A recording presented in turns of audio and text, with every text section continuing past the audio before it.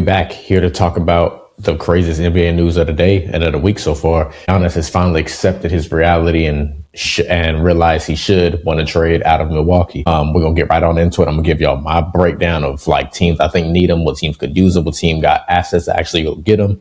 And how I kind of see this trade materializing. Before we get on into it, make sure you hit the like button, hit the subscribe button, make sure y'all share. And other than that, now I'm ready to get right on into it. So as I said, Giannis requested a trade, or it just seems like he's open and now requesting a trade. So now the team is seriously considering offers. And the question is, are they going to trade him before the trade deadline or after the trade deadline? Now, for them, it's very important that they maximize the return that they get back, because this is going to make or break the next 10 years of that team, because the team without Giannis right now, the rest of that team is not good. So they got to be able to get back draft picks, young players, whoever it is, to get back and start building a quality team, which also means they're probably going to unload some more veterans, guys like Miles Turner, who they just signed this offseason, Kuzma, if somebody wants him. They're going to start unloading some of these pieces because they need as many draft assets and young players as they can get. And I said that they should trade them before the trade deadline, because part of that compensation is their own pick. And while they don't own their own pick, their pick it can be swapped with New Orleans. So New Orleans is right now the worst team in the Western Conference record wise. And with that being the case, you're going to have a high pick regardless, no matter if they swap it with you or not. You're going to have probably a top 3, top 4 pick, depending on how the draft lottery shakes out. But the odds say you're going to have one of those top picks. And so it's imperative that they kind of lose a lot of the rest of their games. And as I said, their roster's not good. So if Giannis isn't playing and he's hurt right now with his calf injury, they're going to continue to lose. But if Giannis comes back and Giannis is healthy, as I said, in 4 to 6 weeks, that means he's likely going to want to play, which means if he is going to play, they're not going to lose as many games as they would as if he wasn't playing, obviously. So I think it's important that they move on from him now so they can continue to focus on their draft pick and losing games, because Giannis is not going to allow that to happen. And now with that said, I kind of broke this thing down into 4 different tiers of like teams that need Giannis or teams that can go out and get Giannis. I broke it up into teams that are desperate, teams where Giannis kind of gets them over the hump and puts them into elite title contention, teams like kind of hovering right there, but kind of need one more piece to get there. I put teams that have teams with super compensation, but don't necessarily need him. And then I got some sneaky destinations where teams that could possibly go out and get them, but I don't like them as much as some of these other teams that I have listed in these other tiers. So I'm going to break it down. Let's start on teams in desperation, teams that are desperate. I got the Warriors in this category and the Heat in this category. With the injury to Jimmy Butler, Golden State Warriors are going nowhere slowly, because Jimmy Butler, obviously torn ACL, is not playing basketball the rest of this year. They weren't great even with him. Jonathan Kuminga has been in and out of the rotation, more out than in the last month and a half of this season. And it just seems like the relationship with him and Steve Kerr is just not working anymore. And with that said, you can't get the production you need from Kuminga to kind of help you through the Jimmy Butler injury. And so they're going nowhere slowly, unless the only thing that can save this season for the Golden State Warriors is a trade for Giannis Antetokounmpo. He's the needle mover. People have been floating around the idea of Anthony Davis. The problem is Anthony Davis, although Giannis is hurt too, Anthony Davis probably is not going to come back until close to playoff time. Seems like Giannis can be back in 4 to 6 weeks. So, we have the All-Star game coming up in like 3 weeks or so. And so obviously that gives him more time off when you have that week as well. So he'll be back sooner rather than later. Anthony Davis, 1, as I said, already hurt, and 2, stays hurt. So even if he comes back, there's no telling he's going to be able to stay upright on his feet for the rest of the season.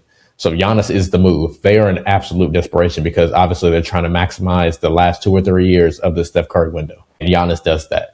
Giannis does that more than anybody could. Giannis, to me, is still the best player on the planet. And I say that because he plays both ends of the court. I understand Luka's incredible. I understand SGA is incredible. I understand Jokic is incredible. If you want to argue maybe they're better offensive players than Giannis, sure, have at it. Although Giannis still averages 30 and 12 in his sleep. Defensively, he's light years above all of them on the defensive end. And that's why, to me, in a sport where you got to play both ends, you can't be the best player if you're not elite on both sides. He is. And to me, he's still the best player on the planet. And so if the Warriors are able to swing a trade for the best player on the planet and pair him with another, still even at this age, a top 5, 10 player on the planet, and Steph Curry, and God knows the greatest shooter we've ever seen, that puts you right back in contention. Be interesting. The package is obviously that has been dangled around for the last year. Has been Kuminga, Kuminga pod, something like that. Picks, obviously, and you're going to go out there and try to get Giannis. So that's going to be something that they're going to try. Obviously, they're going to be desperate. They're going to be a team aggressively pursuing Giannis Antetokounmpo, and they should be. The other team in this category was the Miami Heat. The Miami Heat is another team going nowhere slowly. As of today, let me check these records just to make sure I give y'all a heads up.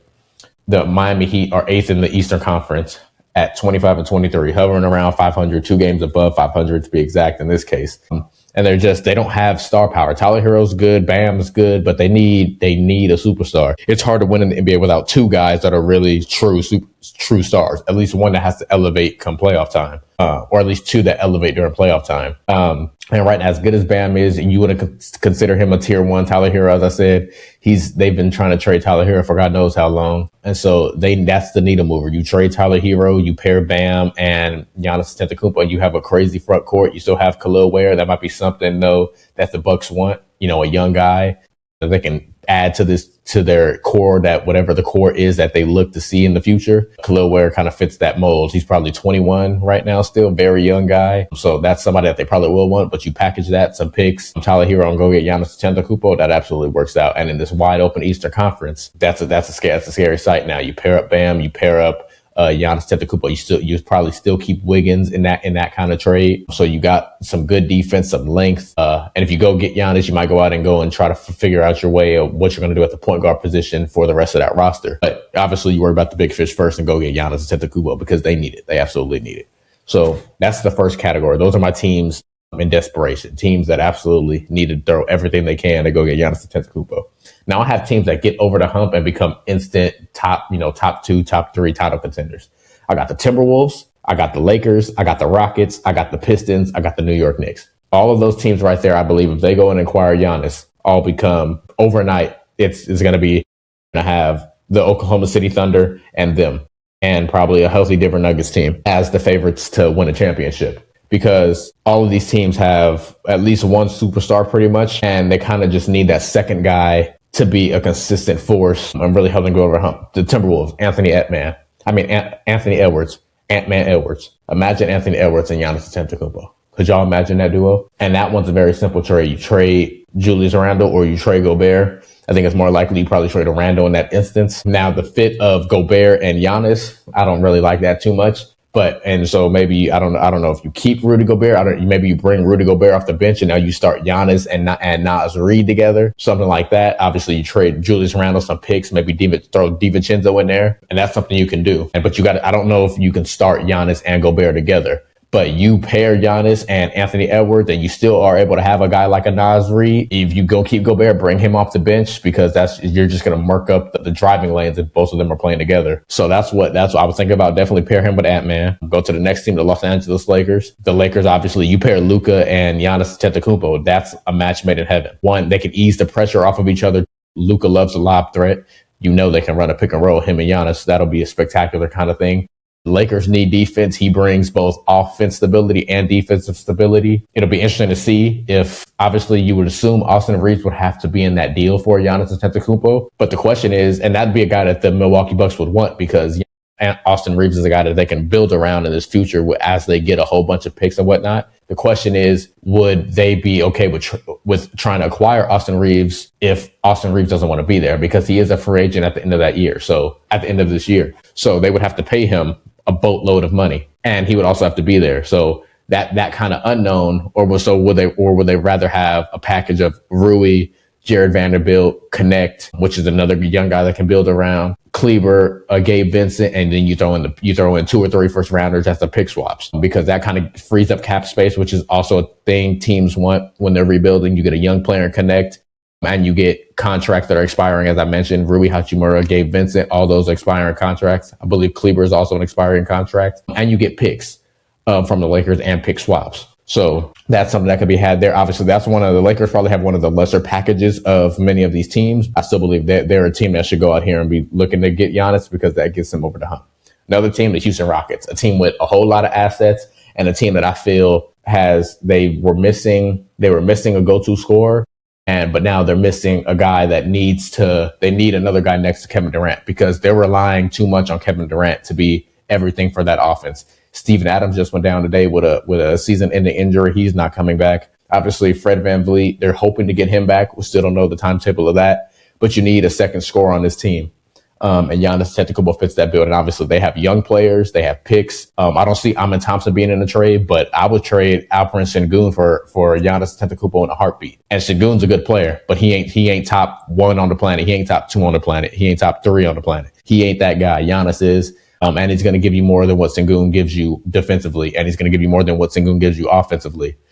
And you keep size, and he's probably taller than Sengun is. So I think all of that to me seems like he's a perfect fit for the Houston Rockets. And they have young players, they have picks, they have everything that the Milwaukee Bucks will want back in return, plus a young star in Alperen Sengun that I'm sure again the Bucks would love to have. Bucks are looking for young players and picks to get back. Accumulation of that is what they're going for the next 2 to 3 years, including this trade, plus the guys that they're going to kind of ship out of there, as I mentioned already, Miles Turner, etc. So I like him with the Rockets. The Pistons, again, that Eastern Conference wide open. The Pistons are balling. The question is, when they get into the playoffs, do they have enough outside of Cade Cunningham to go get it done? You acquire Giannis Antetokounmpo, there's no longer a question of can they get it done. It's just a matter of will they get it done. Because in that Eastern Conference, if you pair Giannis Antetokounmpo and Cade Cunningham, they're the automatic favorites to come out of the Eastern Conference, for one. And two,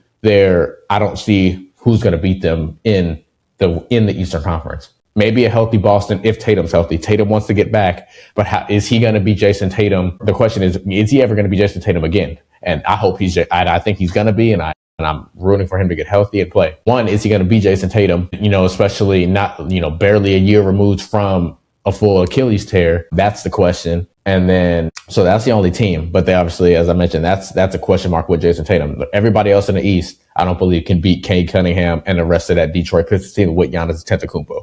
You trade Tobias Harris, maybe you trade some other just higher contract just to make the contracts match. Tobias Harris is going to carry kind of a lot of that weight in that trade. I don't think you're not going to see them touch Cade, obviously, and probably not Durant either.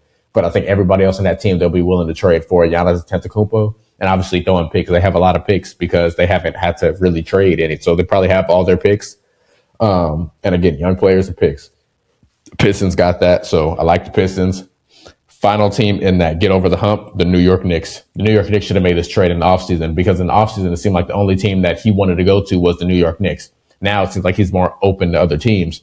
In the summer, they wanted to keep their core together because they felt they were good enough to come out of the Eastern Conference. There's no way, there's nothing that makes me understand why they thought Karl Anthony Towns was a better option than Giannis Antetokounmpo. There is nothing on the basketball court Karl Anthony Towns does better than Giannis except shoot from deep. That is about it. And obviously that's a big emphasis in today's game. But Giannis does everything else better than Karl Anthony Towns. Even with Karl Anthony Towns' shooting ability, he don't score more than Giannis. I don't believe he rebounds more than Giannis. He definitely doesn't have a better playmaking than Giannis, and he damn sure don't play better defense than Giannis Antetokounmpo. And again, a nasty pick and roll. He gonna add that grit, that grind that I feel like New York, like a lot of these New York Knicks players have it. Karl Anthony Towns ain't really known for that. Not really trying to hate on him or anything like that. He's just, when Karl Anthony Towns is a good player, but when he's compared to Giannis Antetokounmpo, it's very like outweighed. Giannis is just the better player, and there's just no way to make an argument otherwise. And so and that's a very simple trade because those contracts match. And if Milwaukee, again, they can trade they can get some picks out of that too, and then flip Karl Anthony Towns again to a contending team that might want Karl Anthony Towns. So that's a move that makes sense, because not only can they get Karl Anthony Towns, maybe a young player to throw in a young player off that bench or something, but they get their picks and pick swaps from the Knicks, and you can flip Karl Anthony Towns again and go get somebody, and then go get more picks and more young players, and continue to stockpile, similar to how OKC did when they traded Paul George and then they traded Russell Westbrook. And now obviously they got SGA as a young player back, and then they were able to draft with J-Dub, with Chet, with Case and Wallace, and all these other guys that they were able to draft. That's going to be the blueprint, the blueprint and the formula going forward. So that's something that is very interesting. If they are able to get Karl Anthony Towns and then flip it. So that's a very easy trade. Teams with compensation that can absolutely make a trade for them but don't need them, the Oklahoma City Thunder. They got more assets than anybody. They got more young players than anybody. They got more draft picks than anybody. It ain't much else need to be said now. They don't really need them. Now, I did say I've been said, because you ultimately at some point you can't keep all these guys. So me personally, I wouldn't mind seeing a Chet and some picks for Giannis Antetokounmpo. Me personally, I think that puts them over the moon. They're gonna be hard to beat right now. You go get Giannis and upgrade him from Chet, they really gonna be hard to beat. But I don't see them making a move just because of how good and dominant they've been. I don't see them making a move, but they got all the compensation and young players that the Milwaukee Bucks would want. So that makes them enticing if they were willing to engage in said trade. Similarly, same thing with the Spurs. Spurs got so many young players. Stephon Castle, obviously they got their linchpins in Wemby and De'Aaron Fox, but Castle, they drafted Dylan Harper. They got Jeremy Sochan, who at one point you thought like they weren't going to try to trade him, and now he barely plays because of how much depth they got. They got guys like Harrison Barnes. He's not a young player, but they got so many, Devin Vassell, so many guys that are young and experienced that can really go and play, hella ball on the team where winning don't really matter, which is kind of what the Spurs have been before they got Wemby and before they got De'Aaron Fox. But that adds to it. And they got super draft picks. Again, those are two teams, Thunder and the Spurs. They got everything that the Milwaukee Bucks should want in a trade. I just don't think either one of those teams are really going to engage based off the way that both teams are playing this year. Phenomenal basketball that they're playing. So I don't know if they're going to want to mess with that. So that's the third tier. And then the last tier are teams that I feel like could make the trade. I don't like it as much.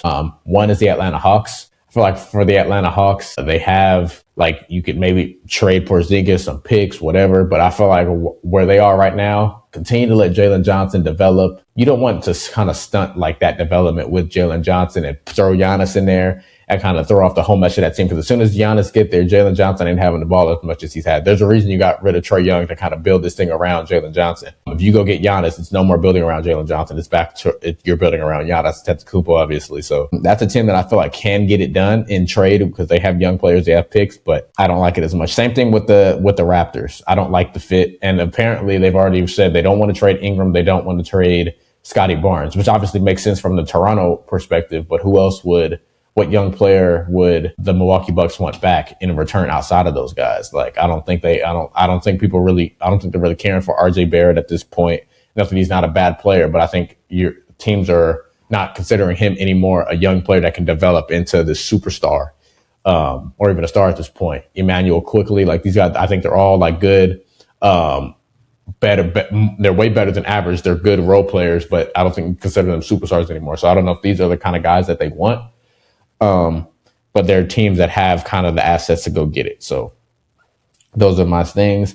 But yeah, man, make sure y'all drop y'all comments. Let me know where y'all want to see Giannis Antetokounmpo go. But man, this is a story of the next week. We got the trade deadline is February 5th, I believe. So today is what, January 28th. So let's see how many days we got until the trade deadline. The trade deadline is a week and a day away from the day I'm recording this. So it's going to come together fast. We're going to find out very quickly if he's going to be traded between now and the deadline or if it's going to wait till the offseason. I believe waiting till the offseason is the wrong decision because if Giannis come back and play basketball, your pick is going to be a lot worse.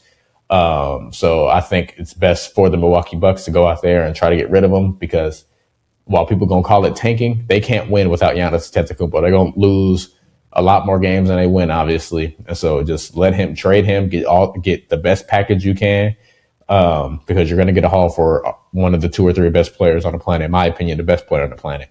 And when that's the case, just make sure you don't mess it up and you're going to be straight. So that's my Giannis trade breakdown. Man, make sure you hit that like button, hit the subscribe button. Make sure y'all share. Make sure y'all drop y'all comments down below. You dig what I'm saying? We're going to tap back in for some more hoops topics later in the week. And we're going to tap back in if this trade goes down any sooner. But until then, we out.